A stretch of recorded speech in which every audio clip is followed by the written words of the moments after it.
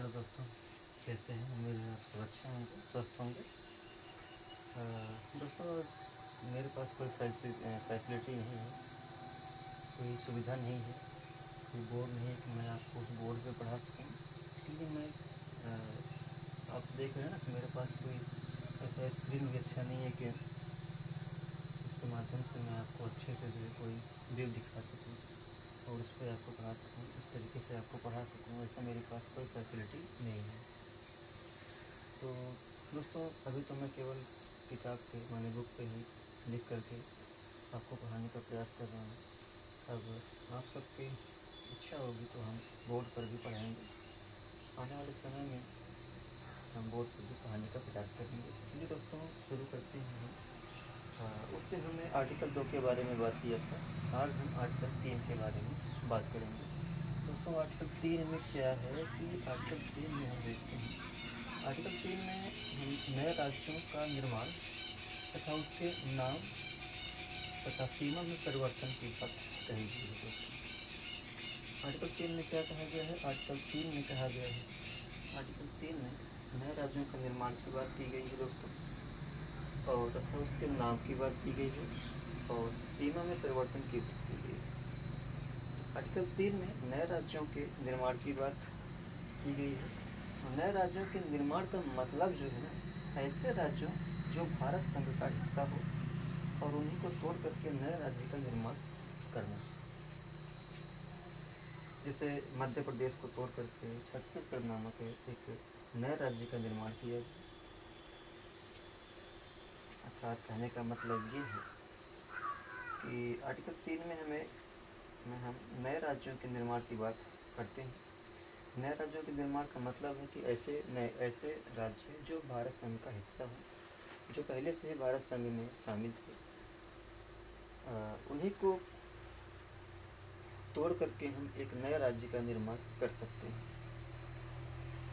जबकि आर्टिकल 2 में ऐसा कहा गया है, आर्टिकल 2 में हम किसी बाहरी राज्य को, जैसे पाकिस्तान के कुछ हिस्से को अगर हम जीत लें, उसको तोड़ करके भारत में शामिल करें, और या कोई बाहरी हिस्सा जिसका विजय प्राप्त करें, उसको जीत और उसको भारत संघ में शामिल करें। जैसे मान लीजिए दोस्तों, सिक्किम की बात करें। सिक्किम भारत में शामिल हुआ, सिक्किम भारत में शामिल हुआ। सिक्किम एक बाहरी राज्य था, अर्थात एक नया कोई देश था, ये दूसरा एक देश था, उसकी अपनी जो है संप्रभुता थी।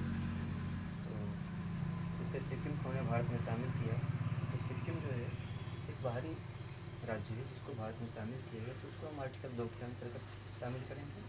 और जो भारत संघ में शामिल देशों दोस्तों, शामिल राज्यों की हम बात करते हैं जो भारत संघ में पहले से ही शामिल हैं, भारत संघ में पहले से ही हैं, अगर उनको तोड़ करके हम एक कोई नया राज्य का निर्माण करते हैं, तो उसे आर्टिकल 3 में हम दोस्तों उसको हम आर्टिकल 3 के तहत कर सकते हैं।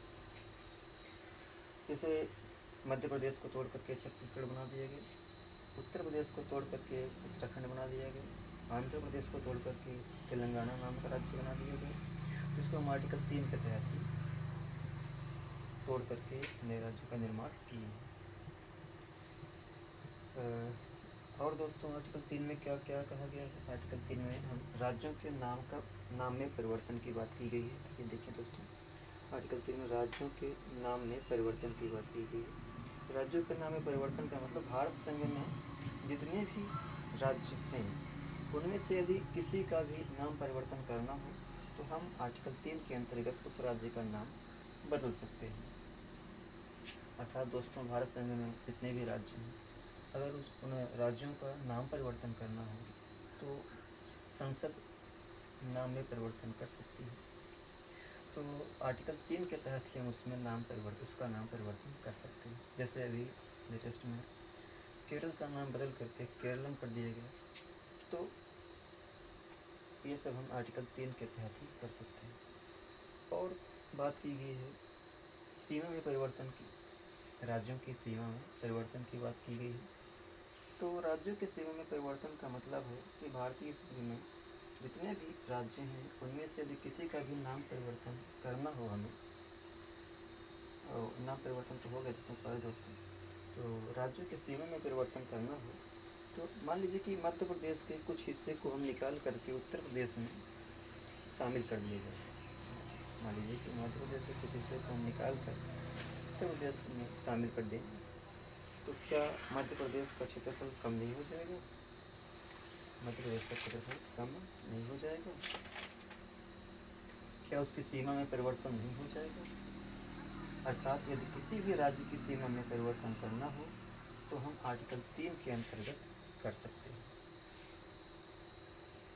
दोस्तों जैसे मान लीजिए कि हम मध्य प्रदेश के कुछ हिस्से को तोड़ करके निकाल करके उत्तर प्रदेश में शामिल कर दें। जैसे मान लीजिए कि कुछ हिस्से को उसको तोड़ करके उत्तर प्रदेश में शामिल कर लें, तो क्या मध्य प्रदेश का मैप में परिवर्तन नहीं हो जाएगा? उसकी सीमा में परिवर्तन नहीं हो जाएगा? यही है दोस्तों, आर्टिकल 3 में बातें की गई हैं। और हमने बता दी, हमने आर्टिकल 3 में क्या क्या कहा गया है इसके बारे में बात किया कि आर्टिकल 3 में नए राज्यों का निर्माण की बात करता है और उसके नाम परिवर्तन की बात करता है और सीमा में परिवर्तन की बात करता है। जबकि आर्टिकल 2 में आर्टिकल 2 आर्टिकल 3 में बाहरी जो डिफरेंस है, माइनर जो डिफरेंस है, आर्टिकल 2 जो है बाहरी राज्य अर्थात जैसे सिक्किम हुआ, उस जो बाहरी स्टेट है उसको भारत संघ में अगर शामिल करना है तो आर्टिकल 2 के तहत करेंगे।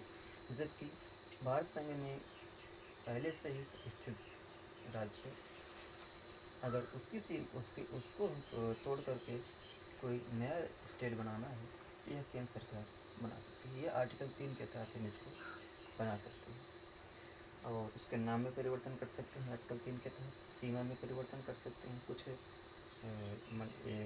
उसके भूभाग को, उसके क्षेत्रफल को तोड़ करके किसी दूसरे स्टेट के क्षेत्रफल में शामिल कर दिया जाए तो उसकी सीमा में परिवर्तन हो जाता है। तो दोस्तों हमने इस तरीके से आर्टिकल 3 के बारे में बात किया। अब हम नेक्स्ट वीडियो में आपको आर्टिकल 4 के बारे में बात करेंगे। तो आज के लिए दोस्तों बस इतना ही, धन्यवाद।